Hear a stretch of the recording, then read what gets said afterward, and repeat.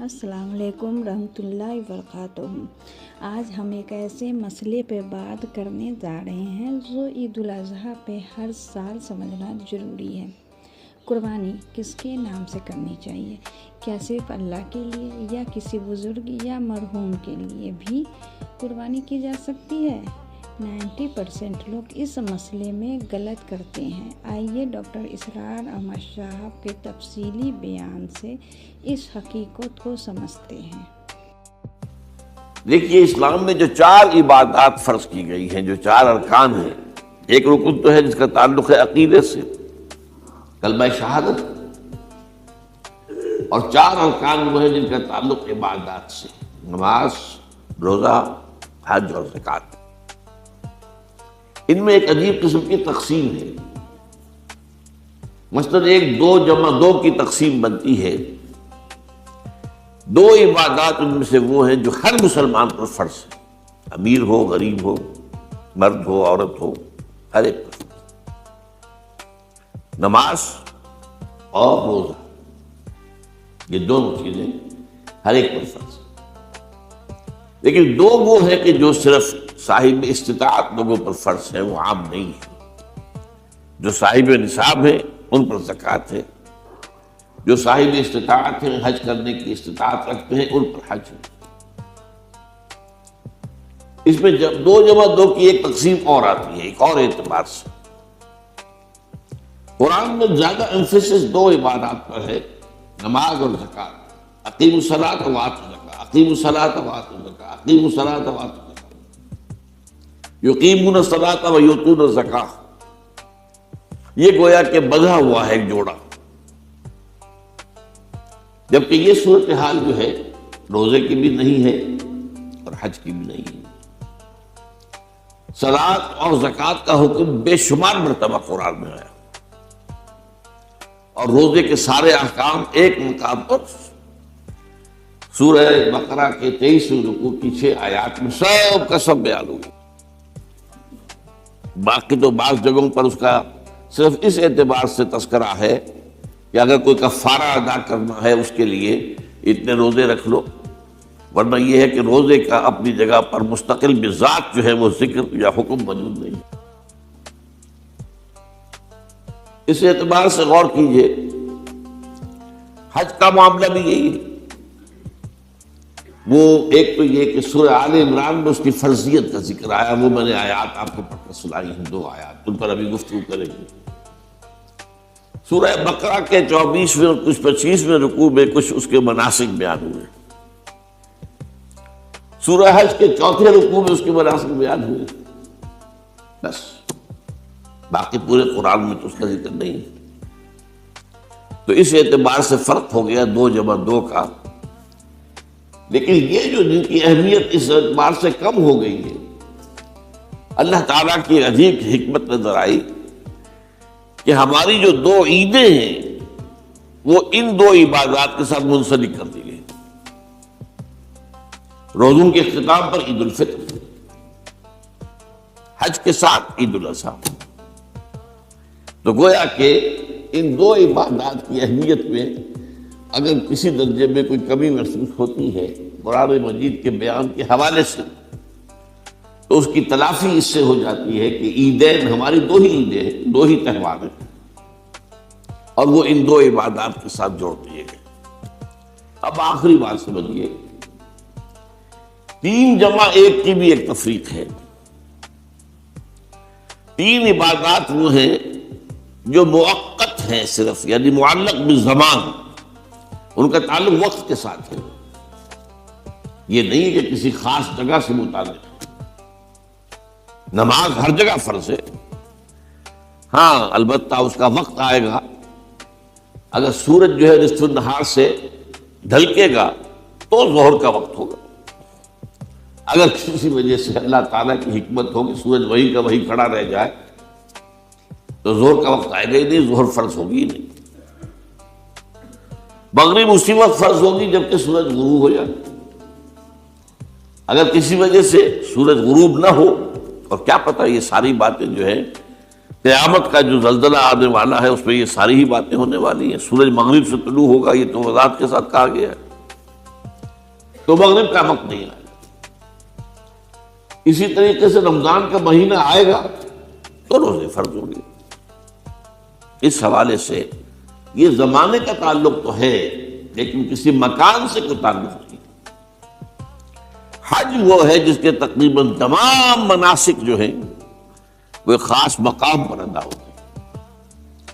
آپ سفر کر کے جائیے، مکہ مکرمہ جائیے، اللہ کے گھر کا طواف کیجیے، پھر وہاں سے جو بھی روانگی ہوتی ہے یوم الترویہ 8 ذی الحجہ کو نکلیے اور جا کر منا میں قیام کیجیے ایک رات، پھر 9 کی صبح کو نکلے عرفات جائیے، عرفات میں شام تک قیام رہے گا، لیکن مغرب کی نماز کے وقت کے بعد وہاں سے نکلیں گے، مغرب وہاں پڑھیں گے نہیں، وہ جا کر مزدلفہ میں پڑھی جائے گی عشاء کے ساتھ ملا، چاہے کتنی ہی دیر ہو جائے۔ بہرحال یہ ساری چیزیں ایک خاص مقام کے ساتھ ہیں، منسلک ہیں، ہر جگہ پر یہ ادا نہیں ہو سکتی۔ اب اس میں دیکھیے حکمت نظر آ رہی ہے، چونکہ حج جو ہے ایک خاص جگہ پر ایک خاص مقام سے وابستہ ہے، اس کے ساتھ جو عید الاضحیٰ وابستہ کی گئی ہے، یہ گویا کہ حج ہی کے ایک رکن کو پھیلا دیا گیا ہے۔ قربانی جو مناسک حج میں بڑی اہمیت کی حامل ہے، اسے عام کر دیا گیا۔ تم مدینے مکے تو نہیں پہنچ سکے ہو، لیکن یہاں پر قربانی کے اندر تو شریک ہو جاؤ۔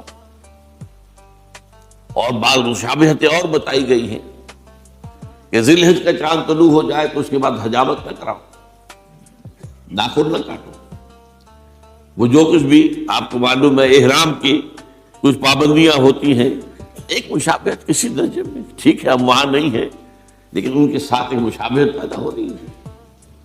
تو قربانی در حقیقت جو ہے عید الاضحیٰ وہ گویا کہ ایکسٹینشن ہے حج کی، کہ تمام عالم اسلام کے اندر جو ہے تمام مسلمان جہاں بھی کہیں ہیں وہ حج کے اس ایک منسک کے اندر شریک ہو جاتے ہیں۔ تو یہ میں نے چند باتیں تمہیداً عرض کی ہیں ان عبادات اربع کے بارے میں، ان کی جو ریلیٹیو حیثیت ہے ہمارے دین میں۔ اب آئیے حج کا معاملہ کیا ہے، وہ پورا ایک خاص علاقے سے متعلق ہے اور ایک خاص شخصیت سے متعلق ہے، یہ بھی نوٹ کر لیجیے۔ چنانچہ جو آیات میں نے آپ کو سنائی حج کے بارے میں، ان اول بیت وضع للناس للذی بمکہ مبارکا وہدی للعالمین، یقیناً پہلا گھر جو بنایا گیا لوگوں کے لیے، یعنی اللہ کی عبادت کے لیے، کہ لوگ وہاں جمع ہوں اللہ کی عبادت کے لیے، وہ ہے جو مکہ میں ہے۔ مکہ اور مکہ یہ ایک ہی لفظ ہے، تورات میں مکہ کا لفظ آیا ہے، قرآن مجید میں مکہ، یہ تھوڑا فرق جو ہے یہ تلفظ کا ہو جایا کرتا ہے مختلف زبانوں کے اندر۔ جیسا کہ آپ کو معلوم ہوگا کہ آج کل جو عرب کے لوگ ہیں وہ قاف کو گاف پڑھتے ہیں، گل، گم، قوم کی بجائے گم، قل کی بجائے گل، اقول لک اقول لک، وہ گاف۔ تو یہ جو ہے فرق ہو جاتا ہے۔ تو مکہ، وادی مکہ، یہ ہے در حقیقت مکہ مکرمہ۔ تو پہلا گھر جو بنایا گیا ہے، اور اس کے بارے میں جو یہ عام طور پر مشہور ہے کہ اس کے معمار حضرت ابراہیم ہیں، یہ بات صحیح نہیں ہے۔ اس کے معمار اول حضرت آدم علیہ السلام خود، اول بیت ہے نا، پہلا گھر۔ تو کیا یہ ممکن ہے کہ آدم سے لے کر ابراہیم تک کوئی گھر اللہ کی عبادت کے لیے بنا ہی نہ ہو؟ تو ناممکنات میں سے اولا بیت میں خود دلیل موجود ہے، حضرت آدم علیہ السلام نے اس کی تعبیر کی۔ البتہ اس کے بعد بعض سیلابوں کی وجہ سے یہ عمارت گر گئی اور کچھ جو وہاں پر آبادی بنی تھی وہ بھی ختم ہوئی۔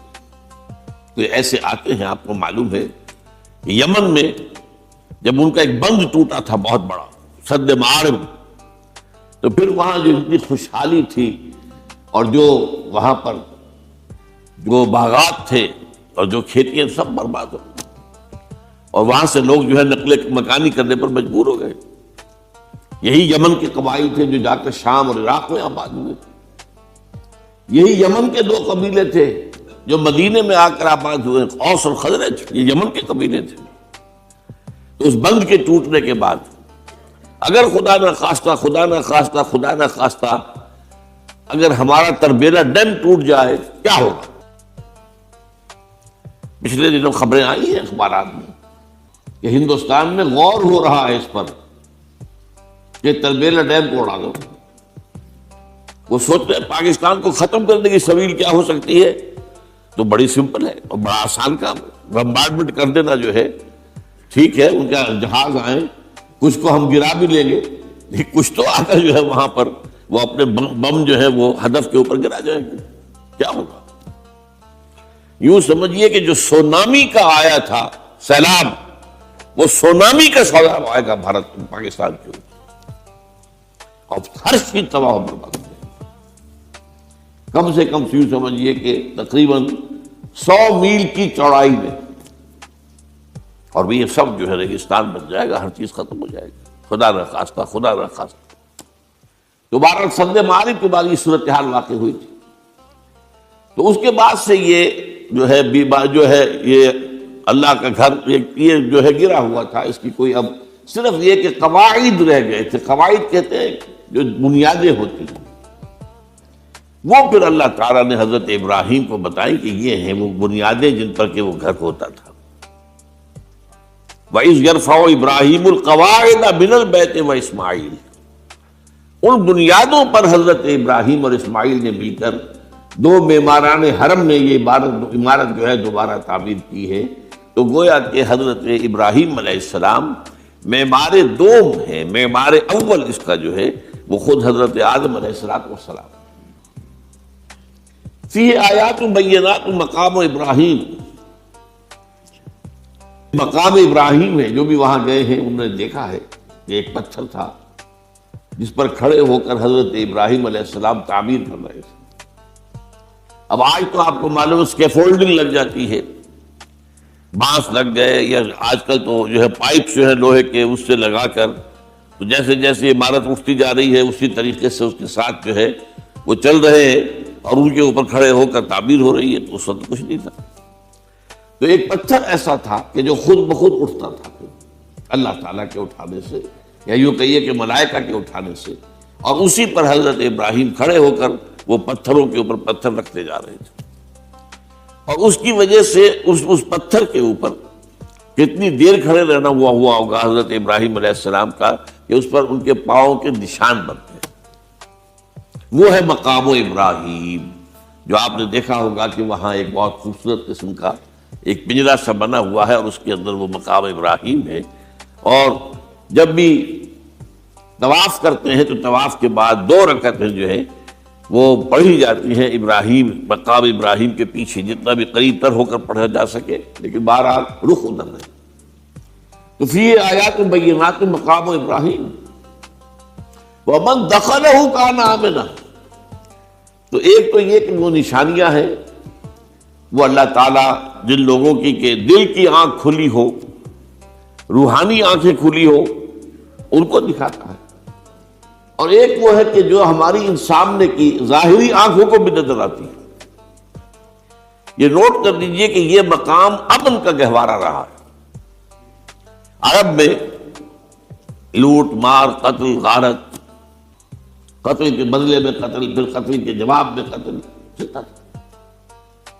لیکن اس وقت بدترین دور میں بھی عربوں کا معاملہ یہ تھا کہ کوئی شخص فرض کیجئے کہ وہ کئی مہینے سے اپنے باپ کے قاتل کو ڈھونڈ رہا ہے تاکہ قصاص لے سکے، بدلہ لے سکے، اسے قتل کر سکے. اسے کہیں نظر نہیں آ رہا، اچانک حرم میں نظر آ جاتا ہے، وہاں وہ نقصان نہیں پہنچائے گا اسے. یہ امن کا جگہ ہے. اللہ تعالیٰ نے اسے امن کی جگہ بنایا ہے. بلد الامین کہا گیا ہے اس کو، امن والا شہر. تو یہ جو ہے یہ تو آج تک بھی اس کی جو برکت ہے وہ نظر آتی ہے. وَمَن دَخَلَهُ كَانَ آمِنًا وَلِلَّهِ عَلَى النَّاسِ حِجُّ الْبَيْتِ مَنِ اسْتَطَاعَ إِلَيْهِ سَبِيلًا. اور اللہ کا حق ہے اپنے بندوں پر کہ وہ حج کریں اس کے اس گھر کا جو کوئی بھی استطاعت رکھتا ہو سفر کی. اگر زاد راہ ہے، خرچہ ہے، جانے آنے کے اخراجات مہیا ہیں، اور یہ کہ آپ پیچھے جن کو چھوڑ کر جا رہے ہیں ان کے لیے بھی اتنے وقت کا جو ہے وہ انتظام ہے کھانے پینے کا، گزارے کا، نان نفقے کا، تو آپ پر حج فرض ہو گئے. اب اگر اس فرضیت کے بعد کوئی شخص تاخیر کرتا ہے تو وہ بڑے گناہ کے اندر مبتلا ہے. جیسے ہی فرضیت ہو جائے، پہلا کام جو ہے، پہلا قرض جو ہے، یوں سمجھیے یہ اللہ کا قرض ہے بندوں پر. یہ لام جو آتا ہے، لام اور اعلیٰ، لام کسی کے حق کے لیے، اعلیٰ کسی کے اوپر حق ہونا. وَلِلَّهِ عَلَى النَّاسِ حِجُّ الْبَيْتِ مَنِ اسْتَطَاعَ إِلَيْهِ سَبِيلًا. یہ تو اللہ کا حق ہے لوگوں پر، لوگوں کے ذمے. یہ قرض ہے اللہ کا کہ اس کے گھر کا حج کریں، جائیں، طواف کریں، اور جو بھی اس کے مناسک ہیں ادا کریں، اور وہیں پر قربانی کا بھی ہے. لِيَشْهَدُوا مَنَافِعَ لَهُمْ وَيَذْكُرُوا اسْمَ اللَّهِ فِي أَيَّامٍ مَّعْلُومَاتٍ عَلَىٰ مَا رَزَقَهُم مِّن بَهِيمَةِ الْأَنْعَامِ فَكُلُوا مِنْهَا وَأَطْعِمُوا الْبَائِسَ الْفَقِيرَ. اسی کے اندر جو ہے مناسک کے اندر قربانی بھی ہے. افریقہ میں آپ کو معلوم ہے، شمالی افریقہ میں زیادہ تر لوگ جو ہیں جیسے کہ ہندوستان پاکستان میں ویسے ہیں، لیکن آپ جنوب میں چلتے جائیے تو رنگ گہرا ہوتا چلا جائے گا. انتہائی سیاہ رنگ بھی ہے، سب آ رہے ہیں. شکلیں جدا ہیں، زبانیں جدا ہیں، لیکن سب کے سب جو ہے ایک ہی نغمہ ان کی زبان پر ہے ایک ہی نغمہ، کہیں واضح کہیں مبہم. وہ ایک ہی مذہب، لبیک اللہم لبیک لبیک لا شریک لک لبیک ان الحمد والنعمت لک والملک لا شریک لک. اب یہ ترانہ ہے، توحید کا ترانہ ہے، اور گونج رہی ہے اس وقت. آپ اندازہ نہیں کر سکتے کہ وہ پوری سرزمین گونج رہی ہوگی اس ترانے کے ساتھ، کیونکہ تھوڑی تھوڑی دیر کے بعد نئے قافلے داخل ہو رہے ہیں. ابھی ایک قافلہ جو ہے اس نے صحیح مکمل کی ہے، شامل ہو گیا، بلکہ اس کے دوران ہی ابھی اس کا ختم نہیں ہوا، یہ تیسرا قافلہ چلا رہا ہے. وہ تو یہاں تو ظاہر بات ہے کہ میں نے چونکہ ایک نقشہ اپنی نگاہوں سے دیکھا ہے، مدینہ منورہ سے اور مکہ مکرمہ جاتے ہوئے رات کے وقت، کہ کہیں جو ہے وہ روشنیوں کی وہ قطار ٹوٹتی ہی نہیں تھی. مسلسل معلوم ہوتا ہے کہ سڑک کے اوپر گاڑی ہے، مسلسل، کہیں اس کے اندر وقفہ ہی نہیں. اتنے بڑے پیمانے پر لوگ جمع ہو رہے ہیں. زبانیں جدا ہیں، ایک دوسرے کی زبان نہیں سمجھتے، لیکن ایک زبان اور بھی ہوتی ہے جو بغیر بولے سمجھ میں آتی ہے. اس سے معلوم ہوتا ہے سب کے لیے محبت ہے، ہمارے بھائی ہیں، تمام مسلمان ہیں. بعض کے اندر یہ محبت کا جذبہ زیادہ ہے. ترکوں میں انڈو پاکستان کے لوگوں کے لیے بہت محبت ہے. اب وہ بات جو نہیں کر سکتے، سمجھا نہیں سکتے، لیکن ان کی آنکھوں سے، ان کے انداز سے وہ محبت ٹپکی پڑتی ہے. تو عالمگیریت جو ہے اسلام کی، ہماگیریت، عالمگیریت، آفاقیت، اس کا جو مظہر نظر آتا ہے وہاں کا. پھر یہ کہ ہمارے ہاں کی جتنے بھی فرقہ بندیاں ہیں وہ وہاں ختم ہو جاتی ہے. وہاں اہل حدیث ہے، حنفی ہے، مالکی ہے، شافعی ہے، حنبلی ہے. یہ کام بھی کیا ہے آ کر انہوں نے آل سعود نہیں، ورنہ اس سے پہلے جو ہے وہ 4 مصلے علیحدہ تھے، وہاں پر 4 جماعتیں علیحدہ ہوتی تھی. یہ حنفی مصلی ہے، یہاں پہ حنفی امام ہے وہ پڑھائے گا. یہ شافعی مصلی ہے، شافعی امام ہے وہ نماز پڑھائے گا. تو یہ جو ایک تفریق تھی وہاں بھی موجود تھی، انہوں نے ختم کیا. ایک امام کے پیچھے جماعت ہوگی، اسی میں حنفی بھی ہیں، مالکی بھی ہیں، شافعی بھی. کچھ ہیں لوگ جو زیادہ، جن کے اندر کچھ زہر زیادہ گھل گیا ہے فرقے واریت کا، وہ پھر نہیں نماز پڑھتے، وہاں پر محروم رہتے. اس کی فضیلتوں کو چھوڑ کر جا کر کہیں اپنے جو ہے گھروں پر جہاں ٹھہرے ہوئے وہاں جا کے نماز پڑھ لیتے ہیں کہ یہ جو ہے وہاں بھی ان کے پیچھے ہماری نماز نہیں ہوتی. لیکن نہیں، عام طور پر ایسا نہیں ہے. عام طور پر سب لوگ جمع نماز پڑھ لیتے ہیں. اور ایک سب سے بڑا مشاہدہ جو ہوتا ہے، جو مجھے سب سے پہلے ہوا تھا پہلے حج میں، یہ 1962 کی بات ہے، تو میں نے محسوس کیا کہ یہ نماز کے اندر اختلافات جو ہے اسلام مسلمانوں میں صرف اتنے ہیں کہ جس سے جماعت نہیں ٹوٹتی. اختلافات ہے، رفع یدین ہے یا نہیں ہے، آمین بالجہر ہے یا نہیں ہے، اختلافات تو ہیں، لیکن جماعت نہیں ٹوٹتی. وہ جو ڈرل ہے، ڈرل جیسے کہ ڈرل ہوتی ہے، آرمی پریڈ ہو رہی ہے، وہ ڈرل ختم نہیں ہوتی. ایسا نہیں ہے. میں نے جب سوچا اگر کسی مسلک کے نزدیک رکوع بھی دو ہوتے جیسے سجدے دو ہیں، تو وہ لوگ تو ایک رکوع کے بعد دوسرا رکوع کرتے اور باقی لوگ سجدے میں چلے گئے ہوتے، جماعت ٹوٹ جاتی.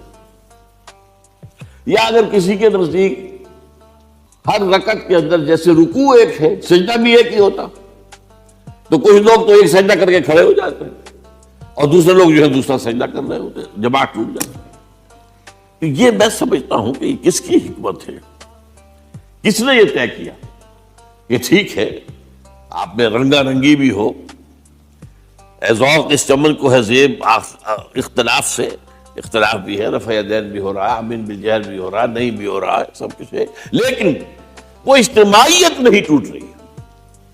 یہ وہ یوں سمجھیے کہ یہ زندہ معجزہ ہے اسلام کا کہ 1400 برس بیت گئے ہیں اور کتنے بڑے علاقے میں یہ اسلام پھیلا ہے، اور یہ کہ مختلف مسالک وجود میں آئے، اس میں کوئی شک نہیں ہے. حنفی ایک علاقے کے اندر آپ کو ملیں گے صرف شافعی، ہندوستان کا بھی مغربی ساحل کے صرف شافعی ملیں گے آپ کو. اس سے آگے آپ جائیے، چونکہ یہ عرب تاجروں کے ذریعے سے ایمان لائے ہیں یہ لوگ، سری لنکا کے لوگ ہیں، انڈونیشیا کے لوگ ہیں، ملیشیا کے لوگ، سب شافعی ہیں. ہندوستان میں چونکہ اوپر سے شمال سے آیا ہے اسلام، یہ ترکوں کے ذریعے سے آیا ہے اور وہ کٹر حنفی تھے، یہاں حنفیت آئی. ترک جو ہے کٹر حنفی، یہ ترکی تو تھے جو آئے تھے. یہ کون تھا؟ محمود غزنوی کون تھا؟ سبکتگین کون تھا؟ الپتگین کون تھا؟ بختیار کاکی کون تھا؟ قطب الدین بختیار کون تھے؟ سب ترک. اور ترک بھی کون؟ غلامان، خاندان غلامان یاد کیجیے. لیکن بہرحال ان کے ذریعے سے جو اسلام ان کے ساتھ آیا ہے وہ خالص حنفی اسلام، کوئی حرج نہیں. وہاں جا کر سب جمع ہو جاتے ہیں ایک وحدت کے اندر. تو یہ چند مشاہدات وہاں کے ہوتے ہیں جو ہماری ظاہری آنکھوں کو بھی نظر آ جاتے ہیں، جس کا کہ قلب کے اوپر بڑا گہرا اثر پڑتا ہے. اب میں ایک موضوع لے رہا ہوں، یہ جو قربانی کا مسئلہ ہے، اس کے بارے میں ایک زمانے میں تو بہت منکرین حدیث کی طرف سے اس کے خلاف بڑی جو ہے ایک مہم چلی تھی کہ ختم کیا جائے اس کو. یہ خام خواہ جو ہے خرچ ہوتا ہے بہت بڑا اور ضائع ہوتا ہے گوشت. اتنے بڑے پیمانے پر گوشت ہوتا ہے، کھایا نہیں جاتا. اچھا ایک زمانے میں فریج بھی نہیں تھے، یہ بھی نہیں کہ آپ محفوظ کر دیں، گوشت ضائع بھی ہو سکتا تھا. اور بھی چیزیں جو ہے وہ گوشت کی وہ صحیح طور سے استعمال نہیں ہوتی تھی. تو اس کے اوپر بڑا پروپیگنڈا منکرین حدیث کا رہا کہ یہ جو ہے قربانی صرف حج کے موقع پر ہے. میں اس کی نفی کے لیے آج آپ کو بتا رہا ہوں کہ سورہ حج کے اندر جو 2 رکوع ہیں، ایک چوتھا ایک پانچواں، چوتھے رکوع میں بھی قربانی کا ذکر ہے، پانچویں میں بھی قربانی کا ذکر ہے. یہ ایک دم جو ہے ایک جگہ پر جو 2 طرح کی قربانیوں کا ذکر ہو رہا ہے، یہ کیوں ہو رہا ہے؟ چوتھے رکوع میں وہ مناسک حج کے ساتھ اس کا ذکر ہے. وہاں جو فرمایا گیا لِيَشْهَدُوا مَنَافِعَ لَهُمْ وَيَذْكُرُوا اسْمَ اللَّهِ عَلَى مَا رَزَقَهُم مِّن بَهِيمَةِ الْأَنْعَامِ فِي أَيَّامٍ مَّعْلُومَاتٍ عَلَى مَا رَزَقَهُم مِّن بَهِيمَةِ الْأَنْعَامِ فَكُلُوا مِنْهَا وَأَطْعِمُوا الْبَائِسَ الْفَقِيرَ. وہاں پہ قربانیاں دو، پھر اللہ کا نام لو، ان جانوروں پر جو اللہ نے تمہیں عطا کیے ہیں ان جو معین دنوں کے اندر دو، فی ایام معلومات، اور پھر اس میں سے خود بھی کھاؤ. اور جو ہے جو جیسے صدقہ کا گوشت ہوتا ہے وہ نہیں ہے، وہ قربانی کا گوشت ہے، اس میں سے آپ خود بھی کھائیں اور غرباء کو کھلائیں، غریبوں کو دیں، مساکین کو دیں. تو پورا حکم آ چکا چوتھے رکوع کے اندر. پانچواں رکوع پورا کا پورا جو ہے وہ عید الاضحیٰ پر ہے میرے نزدیک. یہی حکمت صوم کے بارے میں ہے کہ وہاں جب ایک حکم تکرار کر کے آیا، یہ پہلے فرما دیا گیا فمن کان منکم مریضا او علی سفر فعدۃ من ایام اخر، اگر بیمار ہو کوئی اور یہ یا کہ سفر پر ہو تو وہ تعداد دوسرے دنوں میں پوری کرے. پھر کیا وجہ دوبارہ آ رہا ہے؟ شہر رمضان الذی انزل فیہ القرآن ھدی للناس وبینات من الھدی والفرقان فمن شہد منکم الشہر فلیصمہ ومن کان مریضا او علی سفر فعدۃ من ایام اخر۔ کیوں؟ یہ تو ادبی اعتبار سے یہ کلام کا عیب شمار ہوتا ہے، تکرار بلا کسی سبب کے، نہیں سبب کے بغیر نہیں ہے۔ وہاں کیا تھا؟ وہاں ان دو رعایتوں کے ساتھ تیسری بھی شامل تھی کہ اگر صحیح ہو اور مقیم ہو پھر بھی روزہ نہ رکھو تو ایک مسکین کو کھانا کھلا دو۔ یہ رعایت ختم ہوئی ہے رمضان کے روزے کے ساتھ، اب رکھنا پڑے گا روزہ، اور اگر بیمار ہو یا سفر پر ہو تو ٹھیک ہے دوسرے دنوں میں پورا کرو، پورا کرنا لازم ہے اس کو۔ تو یہ چیز جو ہے یہ در حقیقت کسی وجہ سے ہوتی ہے۔ بالکل یہی بات ہے سورہ حج کے چوتھے رکوع کے اندر وہ جو قربانی ہے حج کے ساتھ اس کا ذکر آ چکا۔ اب سنیے یہ جو آ رہا ہے، فرمایا وَلِكُلِّ أُمَّةٍ جَعَلْنَا مَنْسَكًا، ہر امت پر ہم نے ایک جو ہے قربانی کا معاملہ نازل وہ جو ہے فرض کیا ہے۔ میں نے چونکہ آج شروع میں کہا تھا کہ صوم اور حج میں کچھ مشابہتیں ہیں۔ دیکھیے صوم کا حکم بھی آیا تھا تو کس طور سے آیا تھا؟ یا ایھا الذین آمنوا کتب علیکم الصیام کما کتب علی الذین من قبلکم لعلکم تتقون، اہل ایمان تم پر روزہ رکھنا فرض کیا گیا جیسے کہ فرض کیا گیا تھا ان پر جو تم سے پہلے تھے۔ یہاں پر اسی حوالے سے بات ہو رہی ہے کہ اے مسلمانوں یہ قربانی صرف تم پر فرض نہیں کی جا رہی، یہ تو ہر امت پر، ہر نبی ہر رسول کی امت۔ وَلِكُلِّ أُمَّةٍ جَعَلْنَا مَنْسَكًا لِيَذْكُرُوا اسْمَ اللَّهِ عَلَيْهَا، تاکہ وہ نام لیں اللہ کا، عَلَىٰ مَا رَزَقَهُم مِّن بَهِیمَةِ الْأَنْعَامِ، جو کچھ اللہ تعالیٰ نے انہیں رزق دیا ہے۔ یہ چوپائے جو ہیں حیوانات قسم کے، ان پر اللہ کا نام لے کر چھری پھیری جائے، اللہ کے نام سے ان کو ذبح کیا جائے۔ فَإِلَٰهُكُمْ إِلَٰهٌ وَاحِدٌ فَلَهُ أَسْلِمُوا، تو یہ جان لو کہ اس قربانی کی اصل روح کیا ہے؟ وہ یہ ہے کہ اللہ تمہارا ایک الہ ہے، اسی کے سامنے تمہیں سر جھکانا ہے۔ یہ روح تقویٰ اگر نہیں ہوگی تو یہ قربانی بے معنی ہو جائے گی۔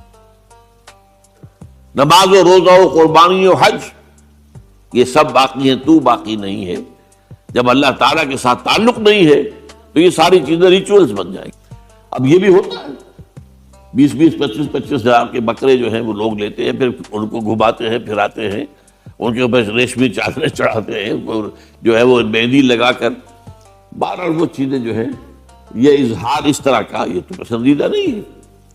تو یہ تو لوگوں کو دکھانے کی بات ہے اور اپنے پیسے کی جو ہے اپنی دولت کے اظہار کا ایک ذریعہ ہے۔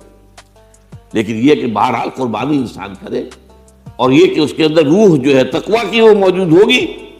فَإِلَٰهُكُمْ إِلَٰهٌ وَاحِدٌ فَلَهُ أَسْلِمُوا وَبَشِّرِ الْمُخْبِتِينَ، اور اے نبی ان لوگوں کو بشارت دے دیجئے کہ جو اللہ کے سامنے جھکے رہتے ہیں، خشوع اور خضوع کی شکل اختیار کرتے ہیں۔ الَّذِينَ إِذَا ذُكِرَ اللَّهُ وَجِلَتْ قُلُوبُهُمْ، وہ لوگ کہ جب اللہ کا نام لیا جائے تو ان کے دل لرز اٹھتے ہیں۔ وَالصَّابِرِينَ عَلَىٰ مَا أَصَابَهُمْ، اور صبر کرنے والے جبکہ اس چیزوں پر کہ جو اللہ کی طرف سے ان پر آ گئی، وہ مصیبتیں کوئی تکالیف۔ والمقیم الصلاۃ، اور نماز کو قائم کرنے والے۔ ومما رزقناہم ينفقون، اور جو کچھ ہم نے انہیں دیا ہے اس میں سے خرچ کرنے والے۔ یہ ایک نظام ہے پورا کا پورا جس آیت میں بیان کر دیا گیا، اس کا ایک جز جو ہے وہ یہ بھی ہے وَلِكُلِّ أُمَّةٍ جَعَلْنَا مَنْسَكًا، یہ قربانی کا معاملہ جو ہے یہ بھی ہم نے ہر امت کے اوپر فرض کیا، ہر امت جو ہے اس کے اوپر لازم کیا گیا، اور اے مسلمانوں آج تم پر بھی لازم کیا جا رہا ہے۔ وَالْبُدْنَ جَعَلْنَاهَا لَكُم مِّن شَعَائِرِ اللَّهِ، اور یہ جو قربانی کے اونٹ ہیں یہ خاص طور پر چونکہ عرب میں تو اونٹ کی قربانی ہوتی تھی، دوسرے جانور تو وہاں کم ہوتے ہیں، اور بہرحال ان کی قیمتی متاع بھی اونٹ ہے۔ وَالْبُدْنَ جَعَلْنَاهَا لَكُم مِّن شَعَائِرِ اللَّهِ، یہ اللہ تعالیٰ کے شعائر میں سے یہ اونٹ جو ہے یہ قربانی کا اونٹ ہے، یہ مکے لے جایا جا رہا ہے، یا یہ بکرے اور یہ مینڈے جو ہیں یہ قربانی کے ہیں، یہ وہاں جا رہے ہیں، تو یہ بھی گویا کہ ایک طرح سے اللہ کی نشانیاں بن جاتی ہیں۔ ان کے حوالے سے اللہ تعالیٰ کا ایک تصور اور اللہ تعالیٰ کے ساتھ ایک ذہنی رشتہ قائم ہوتا ہے۔ لیکن فیہا خیر، تمہارے لیے اس میں خیر ہے، بھلائی ہے۔ چنانچہ جب وہ جاتے تھے حج کے لیے تو جو بھی ان کے ساتھ دودھ دینے والا جانور ہے، قربانی کی نیت ہے، لیکن دودھ جو ہے اس کا استعمال کر سکتے ہیں درمیان میں، اور بھی کوئی اگر ان کی کوئی چیزوں سے فائدہ اٹھانا ہو، لکم فیہا خیر۔ فاذکروا اسم اللہ علیہا، تو اب ان کا اللہ کا نام لو اس کے اوپر، صاف صفے باندھ کر وہ اونٹ کھڑے ہوتے ہیں اور ان کو نحر کیا جاتا ہے۔ آپ کو معلوم ہے ذبح نہیں ہوتا اونٹ، اتنا بڑا جانور ہے، گردن کتنی موٹی ہے، اس کا ذبح کرنا بڑا مشکل ہے، نحر کہتے ہیں اس کو۔ کھڑا ہے اونٹ اور ایک برچھا، چھوٹا سا برچھا ہے جو اس کے یہاں گردن کے، یہ جہاں آ کر دونوں ہنسلیاں ملتی ہیں وہاں پر مارا جاتا ہے، اور یہاں سے جو بہت بڑی وین ہے وہ در حقیقت ایورٹا، وہ جو ہے ختم ہوتا ہے، تو وہاں سے خون کا پھر فوارہ آتا ہے، اور اس کے بعد پھر وہ اونٹ کھڑا کھڑا وہ رفتہ رفتہ اس کا جب خون نکل جاتا ہے تو وہ کمزور ہو کر نیچے گر جاتا ہے۔ یہ نہر ہے۔ اقول قولی ھذا واستغفر اللہ لی ولکم ولسائر المسلمین والمسلمات۔ تو دوستو، قربانی صرف اللہ کے لیے ہے، اس میں کوئی شرک یا غلط نیت نہ ہو۔ اگر ویڈیو اچھی لگی ہو تو ضرور شیئر کریں تاکہ اور لوگ بھی اس غلطی سے بچ سکیں، اور مزید ایسی ہی علم اور ہدایت سے بھرپور بیانات کے لیے چینل کو سبسکرائب کرنا نہ بھولیے۔ جزاک اللہ خیر۔ السلام علیکم۔